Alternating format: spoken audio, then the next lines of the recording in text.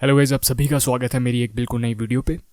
अगर आप मेरे सब्सक्राइबर पहले से हो तो आपने देखा होगा मैंने अपने चैनल पर ऐसी बहुत सी वीडियोस बनाई हैं जिनमें मैंने ओशंस से रिलेटेड मिस्ट्रीज़ की बात की है। और स्पेसिफिकली अगर मैं बात करूं तो समुद्र में रहने वाले कुछ रहस्यमय जीव जानवर, क्योंकि देखिए समुद्र बहुत ही रहस्यमय है और अभी तक हमने पूरा समुद्र एक्सप्लोर नहीं किया है। ये बात मैंने बहुत सी वीडियोज़ में कही है कि ऑलमोस्ट 95% समुद्र अभी तक अनएक्सप्लोर्ड है, अनडिस्कवर्ड है। हमें पूरा समुद्र के बारे में इंफॉर्मेशन अच्छे से नहीं है और इसीलिए ये बात जब हम सोचते हैं कि हो सकता है समुद्र में कोई नई चीज़ें हो, नए प्रकार के जानवर हो, मिस्टीरियस से जानवर हो, तो ये बिल्कुल सही लगती है। क्योंकि देखिए मैंने बहुत सी वीडियोस बनाई हैं, ब्लूप साउंड पे भी बनाई हैं, और मिस्टीरियस साउंड्स जो कि समुद्रों में सुनी गई थी, क्या वो किसी जानवर ने निकाली थी जो कि साइज़ में बहुत ही बड़ा हो, ब्लू व्हेल से भी बड़ा। इन सब मिस्ट्रीज़ के बारे में मैं ऑलरेडी बात कर चुका हूँ। लिंक्स मैंने डिस्क्रिप्शन में दिए हैं। अगर आप इंटरेस्टेड हो, पहली बार मेरे चैनल पे आए हो, तो मैं रेकमेंड करूँगा कि आप वो वीडियोस ज़रूर देखें। बहुत ही इंटरेस्टिंग वीडियोस है वो। और चलिए आज भी हम एक ऐसे ही राक्षस की बात करेंगे या फिर एक क्रिएचर की बात करेंगे जो पॉसिबली एक ऐसा क्रिएचर था जिसके बारे में हमें अभी तक नहीं पता है। और हो सकता है कि वो अभी भी कहीं ना कहीं समुद्र में हो, वाटर बॉडीज़ में कहीं ना कहीं वो छुपा हो, गहराइयों में। बट देन अगेन ये आप पर डिपेंड करता है। मैं आपको सारी इन्फॉर्मेशन दूंगा, आप मुझे बताना कि आपको क्या लगता है कि क्या ये एनिमल वाकई में एग्जिस्ट करता होगा। तो चलिए इस वीडियो को स्टार्ट करते हैं और हम डिस्कस करते हैं उस मिस्टीरियस रहस्यमय जानवर के बारे में।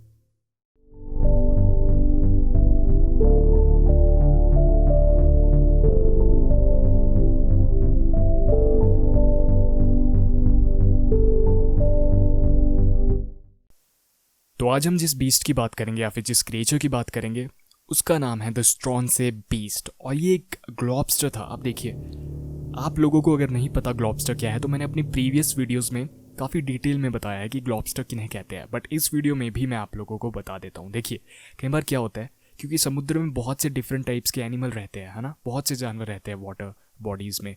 शार्क्स हो गई, ब्लू वेल्स हो गई, वेल्स हो गई नॉर्मल, ठीक है ना, और आपकी स्क्विड्स, ऑक्टोपसेस, बहुत सारे एनिमल्स, नाम भी नहीं ले सकते, बहुत न्यूमरस स्पीसीज़ वहाँ पर रहती है जानवरों की। तो कई बार क्या होता है कि अगर वो घायल हो जाए या फिर मान लीजिए कि समुद्र में ही उन पर अटैक हो जाए, तो जब वो मर जाते हैं तो उनकी बॉडीज़ वो ऊपर आ जाती है समुद्र में और वो बीचेस पर वॉश हो जाती है या फिर बीचेस पर आ जाती है, राइट। हो सकता है कि स्ट्रॉन्ग वेदर, वहाँ पर बहुत बुरा ख़राब वेदर हो और ओशन करंट्स बहुत स्ट्रॉन्ग हो, तो वो भी कई बार ले आते हैं बॉडीज़ को ऊपर बीचेस वाले एरिया में। तो ऐसे में जो वो बॉडीज़ वहाँ पर वॉशअप होके आती है, उनकी कंडीशन बहुत ही ज़्यादा बुरी होती है। मे बी वो बहुत ज़्यादा डैमेज्ड होती है ना। हो सकता है कुछ पार्ट्स मिसिंग हो उस बॉडी के, या फिर हो सकता है कि वो बहुत ही ज़्यादा स्वेल हो गई हो। जब एक बॉडी लाइफलेस हो जाती है तो बहुत ही हाई प्रॉबिलिटी रहती है कि वो स्वेल हो जाए, फूल जाए।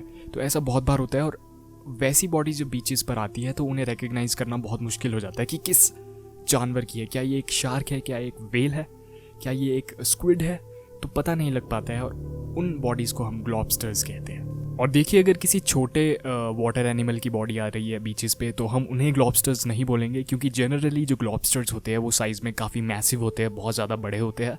और अगर कोई वेल या फिर ब्लू वेल या फिर बहुत बड़े वाटर एनिमल की बॉडी आकर बीच पर आती है तब वो ग्लॉबस्टर्स कहलाती है, क्योंकि वो बहुत ही ज़्यादा बड़ी होती है ऑब्वियसली। और जब आप आइडेंटिफाई ही नहीं कर पा रहे हो कि किस एनिमल की वो है, तो ऑब्वियसली आप बहुत ही ज़्यादा शॉक हो जाते हो कि आखिर ये इतना बड़ा मैसिव एनिमल कौन सा है, और ये क्या कोई अननोन स्पीसीज तो नहीं है। तो अब आप जानते हैं कि ग्लॉबस्टर्स क्या होते हैं, तो चलिए बात करते हैं वापस से स्ट्रॉन्से बीस्ट पे। वो भी एक ग्लॉबस्टर ही था जो कि आइलैंड ऑफ स्ट्रॉन्से, जो कि उस टाइम पे स्ट्रॉन्सा उसे कहा जाता था, पार्ट है वो ऑकने आइलैंड्स का स्कॉटलैंड में। तो वहाँ पर उस आइलैंड पे, आइलैंड ऑफ स्ट्रॉन्से पे, वो 25 सितंबर 1808 को वॉशअप होके आया था एक स्टॉर्म के बाद, ठीक है ना। समुद्र में उस टाइम पे बहुत ही बुरा मौसम था और काफ़ी हाई इंटेंसिटी का स्टॉर्म आया था। तो उसके बाद वो बीच पर वो बॉडी वॉश होके आई थी। और आपको मैं बताना चाहूँगा कि वो जो बॉडी थी 55 फीट्स लेंथ में थी। सोच के देखिए 55 फीट्स लेंथ में थी, काफ़ी बड़ी। और उस टाइम पे 3 विटनेसेस थे, तो एक कारपेंटर था और बाकी 2 फार्मर्स थे। तो उन्होंने उस बॉडी को देखा था, तो उनके बयान के अनुसार वो जो बॉडी थी 55 फीट्स के आसपास थी। और देखिए विड्थ की अगर बात करें तो विड्थ उतनी नहीं थी, 4 फीट के लगभग वो चौड़ी थी, हाँ। और सर्कमफेरेंस जो उसकी थी, मतलब ठीक है, वो थी 10 फीट के आसपास। तो अगर हम सोच के देखें तो फिर भी ये काफ़ी बड़ी एक बॉडी बनती है किसी एनिमल की, क्योंकि आप सोच के देखिए 55 फीट्स लंबी है, 4 फीट चौड़ी है, और जो गोलाई है उसकी सर्कमफेरेंस है वो लगभग 10 फीट के आसपास है। तो ये बहुत ही स्ट्रेंज जो बॉडी थी उस टाइम पर, पता नहीं लग पा रहा था कि किस एनिमल की है। और उस टाइम पे the natural history society of Edinburgh वो भी आइडेंटिफाई नहीं कर पाए थे इस बॉडी का, और उन्होंने ये डिसाइड किया कि ये दरअसल एक नई स्पीसीज थी, एक सी सरपेंट की। बट देखिए एक एनाटमिस्ट थे उस टाइम पे, सर एवरेड होम, और उन्होंने ऐसा बोला कि देखिए ये कोई नई स्पीसीज नहीं है, ये दरअसल हो सकता है कि एक डिकेड बॉडी हो, एक बास्किंग शार्क की। अभी आपके सामने इमेज में आपको दिखा रहा हूँ बास्किंग शार्क की। बट बात ऐसी है कि वो जो बॉडी थी, जो ग्लॉबस्टर था, वो 55 फीट्स के आसपास बताया जा रहा था, और जो बास्किंग शार्क होती है देखिए नॉर्मली वो 26 27, ज़्यादा से ज़्यादा हम 30 तक मान के चलते हैं कि 30 फीट्स तक वो बड़ी हो सकती है। ये भी काफ़ी ह्यूज साइज़ है, बट फिर भी 55 फीट्स से अगर हम कंपेयर करें तो उस टाइम पे अगर हम मान ले कि वो एक बास्किंग शार्क की ही बॉडी थी, तो इतनी बड़ी बास्किंग शार्क आज तक हमने तो कभी नहीं देखी है। और देखिए लोग तो ये बोल रहे थे कि हो सकता है उसका टेल का हिस्सा मिसिंग हो, तो वो प्रॉबेबली जो भी जानवर था वो 55 फीट से भी बड़ा, हम ये मान के चलते कि 65 या 60 फीट्स तक हम उसे मान लेते कि इतना बड़ा हो सकता था। तो ऐसा भी बोला उन्होंने जो एनाटमिस्ट थे, है ना।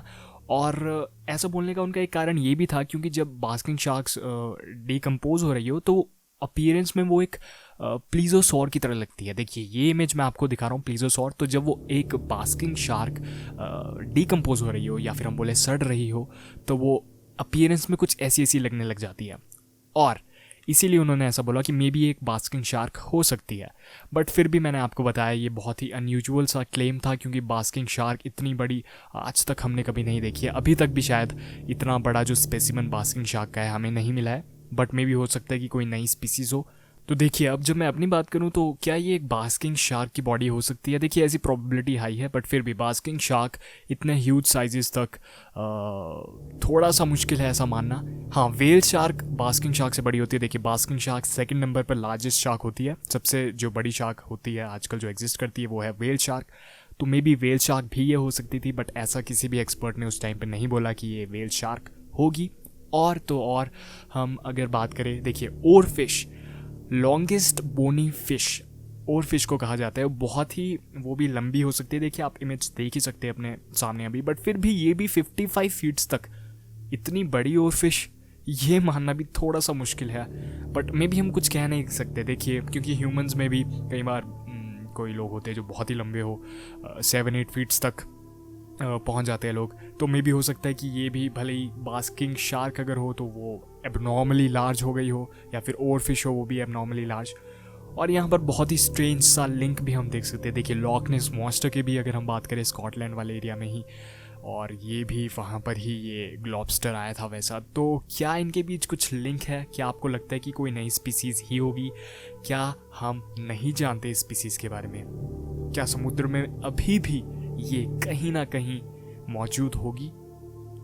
तो आप मुझे ज़रूर बताइए आपको क्या लगता है, क्या ये वाकई में ग्लॉबस्टर था किसी नोन स्पीसीज़ का ही? क्या ये वाकई में कोई बास्किंग शार्क या फिर और फिश थी जो कि थोड़ी सी डिके होकर बीच पर आ गई थी? या फिर आपको ऐसा लगता है कि ये कोई नई स्पीसीज़ है और ऐसे ही और भी ज़्यादा मिस्टीरियस एनिमल्स मौजूद होंगे? क्योंकि देखिए अगर आपने मेरी mysterious sounds in the ocean सुनी होगी, राइट, और ब्लू वगैरह साउंड सुनी होगी, तो वो वीडियोस देखने के बाद आपके जो थॉट्स है वो ज़्यादा बढ़ जाते हैं, आपकी जो सोच है वो ज़्यादा बढ़ जाती है कि हाँ ऐसी बहुत हाई पॉसिबिलिटी है कि समुद्र में अभी भी बहुत सी ऐसी स्पीसीज़ हो जानवरों की जो हमने नहीं ढूंढी हो, और मे बी ब्लू व्हेल से भी बड़े जानवर समुद्र में हो।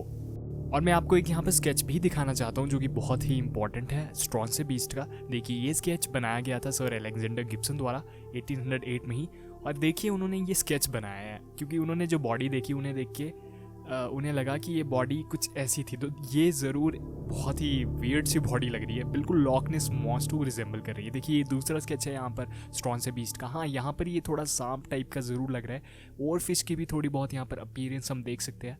बट हाँ, ये पहले वाला स्केच भी काफ़ी वियर्ड है, तो हम कुछ नहीं कह सकते। मे बी ये कोई नई स्पीसीज़ ही हो, बट ये बहुत ही मिस्टीरियस इवेंट था उस टाइम पे।